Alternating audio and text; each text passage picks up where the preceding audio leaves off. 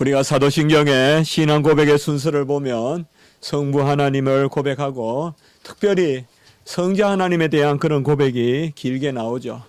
우리를 위하여 나시고 죽으시고 또 부활하시고 끝내는 우리를 영원히 부활시키시려고 다시 재림하시는 그런 우리 주님에 대한 말씀이 많이 나오고, 그리고 성령에 이어서 교회에 대한 그런 말씀이 나옵니다. 교회는 바로 예수 그리스도께서 먼저 핏값으로 사셨기 때문에 그 예수의 신부가 되고 예수의 아내가 되는 것입니다. 예수님은 우리의 신랑이시요 예수님은 우리의 남편이 되는 것입니다. 그렇기 때문에 사도신경에서 먼저 이렇게 그리스도를 고백하고 교회가 뒤따르는 것은 합당합니다. 오늘날 많은 신앙인들과 신학자들이 교회를 먼저 앞세우고 그리스도를 뒤세우는 그런 모습들을 많이 봅니다. 교회 중심은 맞지만은 그리스도의 중심이 먼저 있어야 교회 중심이 있는 것이지, 우리가 모인다고 해서 그리스도가 만들어지는 것이 아닙니다.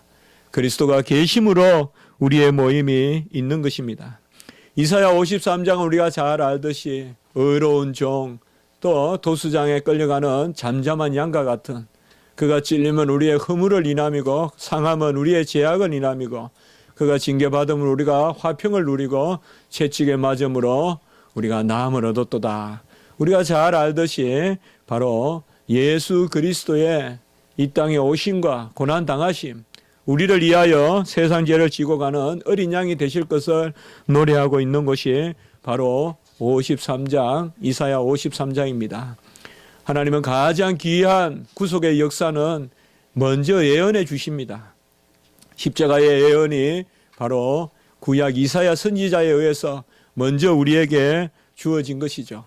그리고 오늘 우리가 보는 이 54장은 사도신경 순서와 같이 53장이 예수 그리스도에 대한 예언이라면 54장 오늘 읽었던 말씀, 특별히 1절에서 10절은 교회가 그 예수의 신부가 되는, 아내가 되는 그 은혜로운 말씀을 담고 있습니다. 특별히 하나님은 이스라엘 백성을 아버지와 같이 돌보시고, 특별히 더 잔잔하게 애잔하게 표현할 때는 바로 남편이다라고 이렇게 표현하고 계십니다. 오늘 5절의 말씀에 보면 너를 지으시니가 내 남편이시라라고 이렇게 말하고 있습니다. 히브리어로 남편이란 말은 두 단어가 있습니다. 이시라는 단어가 있고 바알이라는 단어가 있습니다. 이시라는 말은 남자라는 뜻이고 바알이라는 말은 주인이란 뜻입니다. 여러분들께서 고유명사 바알하고 이 일반 명사 바알은 구별해야 됩니다. 우리가 고유명사 바알은 이방의 신이죠. 바알신. 그러나 우리가 바알이 이렇게 한번 해볼까요? 바알이 리란 말이 나의라는 뜻이에요. 나의 남편 이렇게 이스라엘 백성이 부를 때는 그때는 남편이라는 뜻입니다. 그러니까 묘하게 이 단어의 의미 같죠. 그래서 바로 바알이 나의 남편인 여호와를 바알로 삼으면 안 되죠. 그렇게 우리가 표현해 볼 수가 있겠죠. 그래서 5절에 보면 너를 지으시니가 내 남편이시라. 그리고 새 이름을 붙이는데요. 세 가지 이름이 나오는데 그의 이름은 만군의 여호와시고 이스라엘의 거룩한 이시고 온 땅의 하나님이라. 바로 나를 지으신 분, 우리를 지으신 분이 여호와신데 그는 만군의 여호와시고 이스라엘의 거룩하신 분으로서 우리의 구속자가 되시고 그리고 온 땅의 하나님이라고 이렇게 말씀하고 있습니다. 남자들이야 남편이라는 것이 어떻게 보면 특권같이 여겨지지는 않겠죠. 의무로 여겨지겠죠. 나에게 달려진 어떤 의무, 남편. 그러나 아내들에게 남편이란 단어는 어떤 단어일까요? 제가 아내가 되어보지 않아서는 잘 모르겠지만은 아마 좀 더 각듯한 그런 의미가 있을 것입니다. 남편은 아내를 보호하고 양육하고 지키고 또 끝까지 함께 해야 되는 그런 존재입니다. 어떻게 보면 남편은 아내의 연약함을 돌봐야 되고 또 아내의 연약함을 채우는 그런 존재로서 하나님께서 작정하신 그런 존재라고도 하겠습니다. 호세아 2장 19절에서 20절에 보면 우리가 호세아서에 보면 특별히 하나님이 남편으로 그렇게 나타나요. 그래서 하나님이 남편인데 아내인 너희들이 왜 제대로 남편을 남편같이 대우하지 않느냐. 그래서 고멜과 같이 부정한 여인과 결혼하게 해요. 호세아 선지자가. 그래서 그 호세아 선지자를 통하여서 여호와의 마음을 전해주는 거예요. 아내인 고멜. 그래도 그 고멜을 버리지 않고 호세아 선지자가 고멜과 함께 사는 가운데 그래서 호세아서에 보면 특별히 이런 구절들이 많이 나오는데요. 호세아 2장 19절에서 20절에 보면 여기 내가는 여호와입니다. 여호와 하나님이 내게 장가들어 영원히 살되 하나님이 교회에 또 우리 성도들에게 장가든다는 표현을 씁니다. 영원히 살되 공의와 정의와 은총과 긍휼이 여김으로 장가들며 공의와 또 정의와 은총과 긍휼이 여김으로 장가들며 진실함으로 내게 장가들리니 5가지가 나와요. 같이 합시다. 공의, 정의, 은총, 긍휼, 진실함. 이 5가지 가운데 장가를 들며 공의가 있어야 되고 정의가 있어야 되고 진실함이 있어야 되고 은총과 긍휼 가운데 장가를 들며 내게 장가 들리니 내가 여호와를 알리라. 이때 알리라라는 단어는 히브리어로는 야닥 하는 단어가 있습니다. 야닥. 이 안다는 말이 바로 부부가 안다는 뜻이에요. 부부는 부모가 자식을 아는 것보다 더 은밀한 게 있어요. 자식에게는 문을 닫아도 부부에게는 부부간에는 문을 닫지 않아요. 그게 바로 부부죠. 이게 안다는 뜻이에요. 그래서 바로 이 5가지 가운데서 하나님 공의와 정의와 진실함과 긍휼과 은총 가운데 장가들어서 네가 나를 알고 그 가운데서 부부와 같이 바로 인격적으로 은밀하게 그렇게 산다는 것입니다.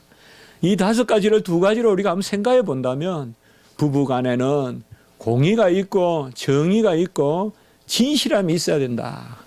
곧 질서가 있어야 됩니다.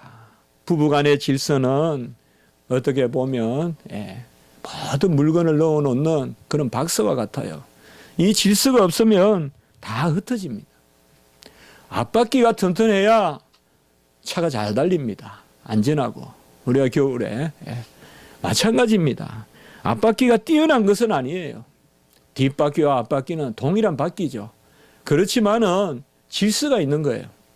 앞바퀴가 더 열심히 중요하게 그래서 뒷바퀴를 앞바퀴로 갈고 이런 걸 볼 수가 있죠. 그게 다르지는 않아요. 평등해요. 그렇지만은 질서가 있어야 돼요.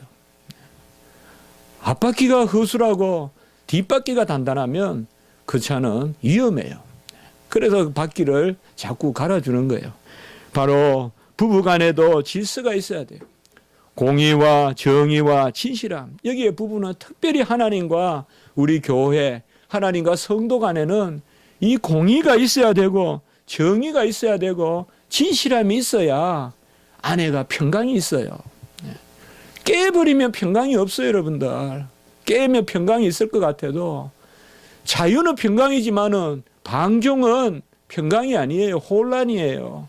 전부 다 병이 걸려요. 전부 다 마음이 상해요.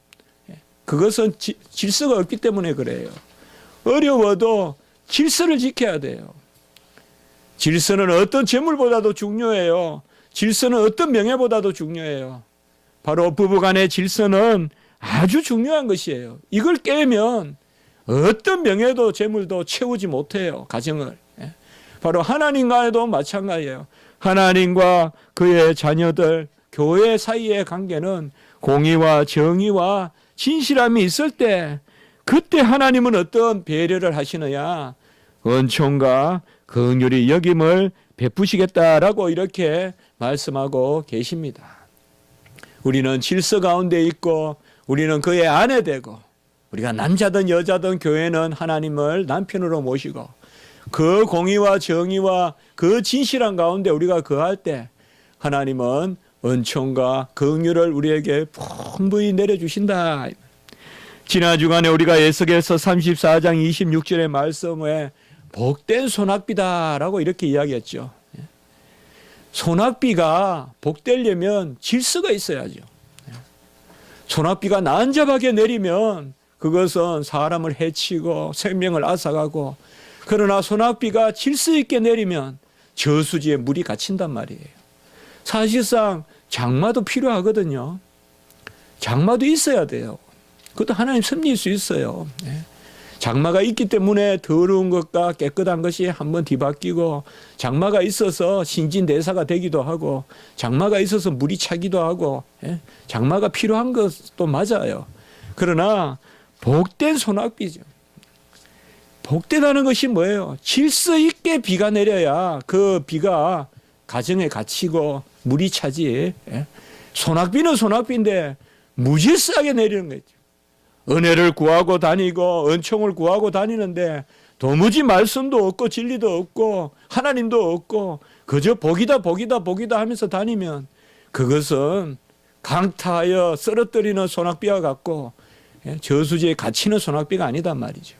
바로 하나님과 우리 사이는 이러한 부부의 관계로 표현해 주시는데, 이 부부의 관계가 깨졌다 이 말이에요.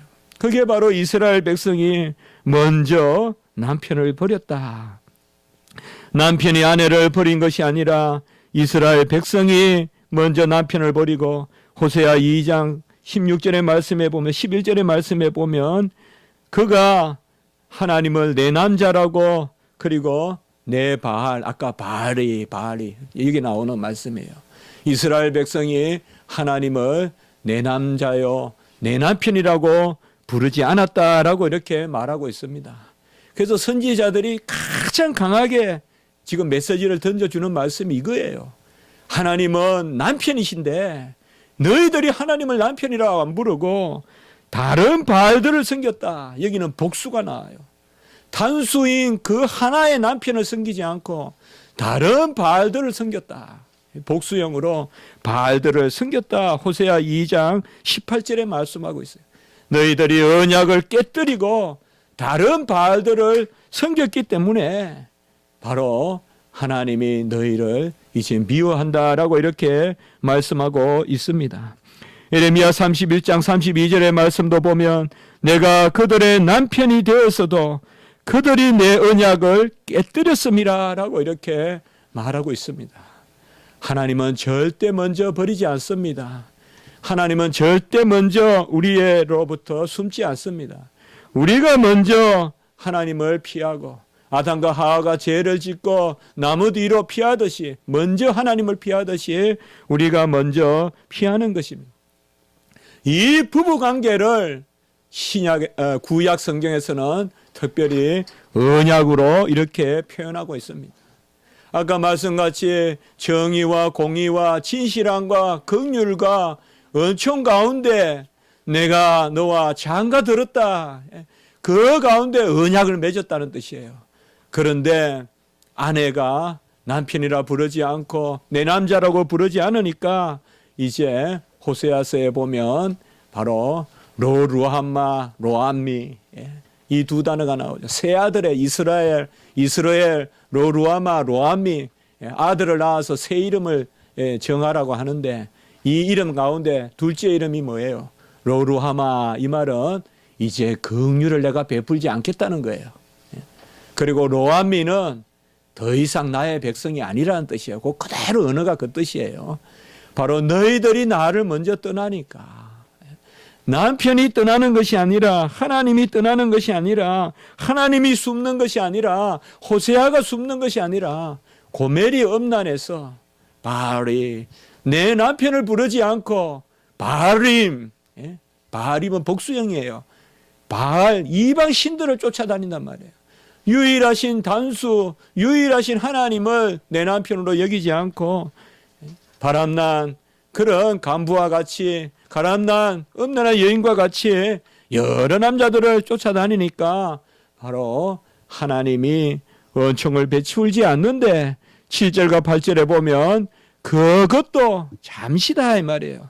내가 잠시 너를 버렸으나 큰 긍휼로 너를 모을 것이요 내가 넘치는 진노로 내 얼굴을 내게서 가렸으나 영원한 자비로 너를 긍휼히 여기시리라. 오늘 이 54장의 말씀은 이러한 이스라엘의 상태 가운데서도 하나님이 다시금 이스라엘 백성들을 붙드시는 그것을 노래하고 있단 말이에요. 이사야 53장에서는 새 신랑으로 예수를 보내주시고 54장에서는 버림받은 어릴 때 소시 때 버림받던 그런 아내와 같은 우리를 다시금 예수 그리스도께서 남편이 되셔서 거두시는 그것을 바로 노래하고 있는 것입니다. 오늘 1절에 보시면 잉태하지 못하고 출산하지 못하는 너는 노래할지어다. 이것이 바로 이스라엘의 상태를 이야기합니다. 이방신을 쫓아다니니까 잉태가 안 돼요. 그리고 출산하지 못해요. 그러나 노래할지어다. 상고를 겪지 못한 너는, 상고가 고통스러운 것이지만은 상고가 없이는 생명이 없잖아요. 상고를 겪지 못한 너는, 이것은 바로 불임의 교회를 이야기하는 거예요. 더 이상 임신하지 못하는 교회, 더 이상 생산하지 못하는 교회, 더 이상 하나님의 온전한 하나님의 언약의 백성을 낳지 못하는 교회인데 54장 1절에 노래할지어다, 외쳐 노래할지어다 라고 이렇게 말하고 있습니다. 이제 그러니까 새로운 시대에 소망을 말씀해 주시는 거예요. 아까 이사야 53장에 그 어린 양 예수님이 우리의 신랑이 되기 때문에 이제 상고가 끊긴 너희들이여, 더 이상 임신치 못하는 너희들이여, 그래도 노래 부를지어다, 외쳐 노래 부를지어다. 후반부의 말씀에 보면 홀로 된 여인의 자식이 남편 있는 자의 자식보다 많음이라. 이건 어떻게 보면 역설이죠. 홀로 된 여인에게 무슨 자식이 있겠어요? 남편이 없는데. 그런데 홀로 된 여인의 자식이 남편 있는 자의 자식보다 많음이라. 여기에 남편은 바로 이방의 남편, 세상의 남편이죠. 홀로 됐다는 것은 바로 이스라엘의 모습을 뜻하죠. 홀로 된 여인의 자식이, 이 말은 이제 뭐예요? 이스라엘이 지금까지 버림받아서, 특별히 오늘 이 말씀은 바벨론에 멸망당해서 바벨론의 포로로 간 이스라엘 백성을 말해요. 그래서 그 포로로 끌려간 이스라엘 백성이 이제는 홀로 된 것 같지만은 저 세상 느부갓네살이나 메대나 바사나 그런 세상의 사람들은 흥황하고 그들에게는 남편도 많고 자식도 많은 것 같지만은 너희들의 자식이 더 많다 이 말이에요. 보이는 것으로는 연약해 보여도 하나님의 신비한 잉태하는 힘이 있어서 너희들은 남편 없는 너희가 남편 있는 저들보다 더 많은 자식들을 낳을 것이다 라고 오늘 여기에서 말씀해 주고 있는 것입니다. 이스라엘은 죄를 지었습니다.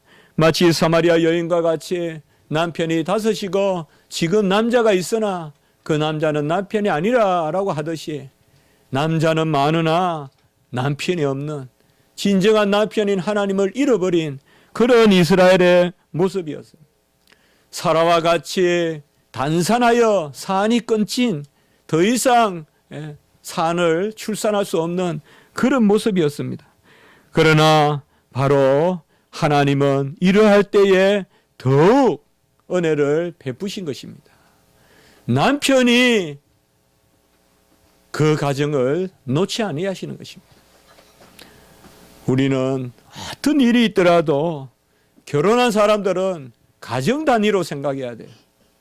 내가 어떻고 너가 어떻고 아내가 어떻고 남편이 어떻고 하면 안 돼요. 가정을 생각해야 돼요. 가정은 추상명사예요. 가정은 보이지 않아요.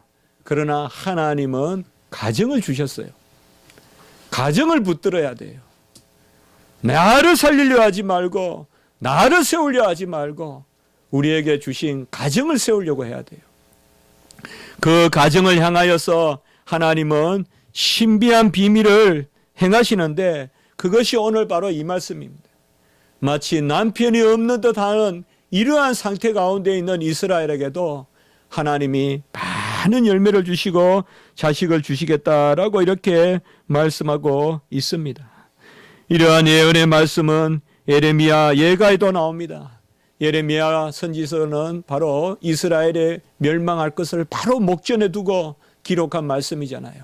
예레미야 예가는 특별히 멸망한 이스라엘 유다를 바라보면서 슬픈 노래를 부른 것인데 여기에도 3장 22절 23절에 보면 이러한 노래가 나와 있습니다. 여호와의 인자와 긍휼이 무궁하심으로, 아까 우리 여호와가 긍휼과 은총 가운데 장가 들었다 했죠. 인자와 긍휼이 무궁하심으로 우리가 진멸되지 아니함이니이다. 이것들이 아침마다 새로우니, 같이 합시다. 주의 성실하심이 크시도소이다. 여호와의 인자와 긍휼이 아침마다 새로우니 주의 성실하심이 크시도이다. 같이 합시다. 남편의 성실함. 여기에 바로 남편의 성실함이에요. 우리가 부부간에는 성실의 의무가 있다고 하잖아요. 남편도 성실의 의무가 있고 그 성실의 의무에는 순결의 의무도 들어가고 또 열심히 가정을 세워야 되는 의무도 들어가죠. 주의 성실하심이 크시도이다. 그리고 32절에 보면 3장 32절 에레미야가 그가 비록 근심하게 하시나 그의 풍부한 인자하심에 따라 긍휼히 여기실 것임이라 라고 이렇게 말씀하십니다. 주님의 남편으로서의 성실하심이 큽니다. 하나님은 우리의 남편이시고 그의 성실하심이 아침마다 새롭고 그의 성실하심이 인자하심이 영원하고 크신 것입니다. 로마서 8장 20절에 보면 피조물이 허무한 데 굴복하는 것은 자기 뜻이 아니요 오직 굴복하게 하시는 이로 말미암음이라 라고 이렇게 말했습니다. 우리가 간혹 살면서 허무한 데 굴복할 때가 있습니다. 바로에게 굴복할 때도 있고 느부갓네살에 굴복할 때도 있습니다. 그러나 이러한 굴복도 하나님의 뜻이지 우리의 뜻으로 말미암은 것이 아니다. 잠시 고난이 있더라도 잠시 환난이 있더라도 심지어는 내 죄로 말미암아 잠시 탕자와 같이 집을 떠나는 그러한 우매함이 있더라도 그것은 바로 하나님이 그것에 굴복하시게 하는 하나님의 뜻으로 말미암은 것이다. 진정한 신앙인은 어떤 사람이 신앙인이냐 이 말이에요. 탕자가 되지 않는 것도 귀하지만은 탕자가 집에 돌아오는 것, 이것이 바로 신앙의 핵심입니다. 우리는 다 탕자 같고 우리는 다 고멜과 같아요. 복음성가에도 그런 것도 있잖아요. 저도 옛날에 많이 불렀던 기억이 납니다. 탕자와 같고 고멜과 같고. 중요한 것은 우리가 그 자리에 서지 않느냐 서느냐의 문제라기보다 피조물이 허무한 데 굴복하는 것은 자기 뜻이 아니요 오직 굴복하게 하시는 이로 말미암는다. 어떻게 보면 탕자가 집을 떠나고 지연 열매를 먹고 그리고 결국은 올 때 갈 데 없고 세상에 온갖 쏙 다 들여다보고 세상 좋은 줄 알고 나갔더니 세상은 사자보다 더 험악하고 뱀보다 더 사악한 것이 세상이라고 깨닫고는 다시금 어디로 돌아와요? 가정으로 돌아오죠. 남편이 있고 아버지가 있는 가정으로 돌아오죠. 이것이 바로 탕자의 비유죠. 제일 좋은 옷을 입혀주시고 손에 가락지를 끼워주시고 발에 신을 신기고 살진 송아지를 먹고 즐거워하는 집. 살진 송아지, 전에도 제가 한번 설교했지만은 저는 이렇게 한번 생각해 봤습니다. 아버지는 아들이 집을 나갔을 때 이미 아들이 돌아올 줄 알고 송아지를 키우는 거예요. 그리고 아들이 돌아왔을 때 잔치를 하는 거예요. 뭐 이것은 너무 지나친 해석일지 몰라도 저는 이 탕자의 비유를 그렇게 본 거예요. 왜요? 아들이 집을 떠나는 것도 아버지의 뜻 가운데 있어요. 크게 보면. 우리의 실족도 아버지의 뜻 가운데 있어요. 그걸 알아야 돼요, 우리가. 우리가 일부러 걸려 넘어지시면 안 돼요. 일부러 집을 떠나서는 안 돼요. 그곳에는 너무나 큰 고생이 기다리고 있지만, 그러나 우리가 부족함에도 불구하고 집을 떠남에도 불구하고 이미 우리 아버지, 우리 남편은 바로 우리가 돌아올 것을 알고 송아지를 준비하고 토실토실 살을 찌어놔서 아들이 언제든지 오면 잡아서 잔치를 벌이려고 준비하고 계시다. 우리가 돌아갈 곳은 바로 진정한 곳은 하나님의 가정이에요. God's family예요. Family of God. 하나님의 가족으로 우리가 돌아가야 돼요. 하나님의 가정으로 돌아가야 돼요. 그 하나님의 가정만이 잔치가 있고 희락이 있고 즐거움이 있고, 세상은 다 거짓 것이에요. 다 거짓이에요. 풍악과 춤추는 소리로 내 아들은 죽었다가 다시 살아났으며 내가 잃었다가 다시 얻었노다라고 이렇게 했어요. 이 탕자의 비유, 누가복음 16장 25절에 풍악과 춤추는 소리, 이 말씀을 저는 오늘 말씀의 54장 1절에 노래할지어다, 외쳐 노래할지어다, 이것과 한번 생각을 같이 설교 준비하면서 같이 한번 떠올려 봤어요. 너희는 노래할지어다, 외쳐 노래할지어다. 이 너희가 누구예요? 고멜과 같고 음란하고 성전에 산당을 짓고 성전에 창기집을 지은 것이 이스라엘 백성 아니에요. 그 예루살렘 성전에 창기에 남자 여자 창기를 데려다 놓고 온갖 음란한 짓을 벌이고 그곳에서 온갖 바알신을 밀곰심을 섬기던 것이 바로 이스라엘 백성 아니에요. 탕자보다 더하죠. 탕자와 같죠. 그러나 여기에도 보면 노래할지어다, 외쳐 노래할지어다. 누가복음에도 보면 풍악과 춤추는 소리가 있다. 여러분, 우리가 지금 혹 이 겨울에 쓰라린 그런 세상에서 그런 유리와 방랑이 있을 수 있습니다. 우리의 마음이 그럴 수 있고 우리의 행실도 그럴 수 있습니다. 그러나 우리는 우리를 기다리는 그 아버지의 집, 그 남편의 집이 있는 것입니다. 특별히 오늘 6절에 보면 어릴 때 버림받은 아내가 되었다가 다시 거두는 것과 같이 한다라고 이렇게 말씀하고 있습니다. 여러 제가 주석을 봤지만은 최고 좋은 주석이 칼빈의 주석이더라고요. 그래서 이 칼빈의 주석이 뛰어나다는 건데 어떻게 이렇게 잔잔하게 바라봤느냐. 어린 아내라고 한 것은 철없는 아내라고 본다는 거죠. 그리고 어린 아내를 버린 남편은 더 간절하다는 거죠. 그래서 우리가 죄를 짓고 해도 나이들은 늙은 아내, 60대 70대 된 아내가 잘못한 것은 어떻게 저렇게 오래 살아놓고 잘못하냐 욕하겠지만은 20대 이제 갓 결혼한 신부가 조금 잘못할 수 있잖아요. 뭐 좀 잘못할 수 있잖아요. 살림하다 보면 항상 보면 그렇잖아요. 만지면 깨지고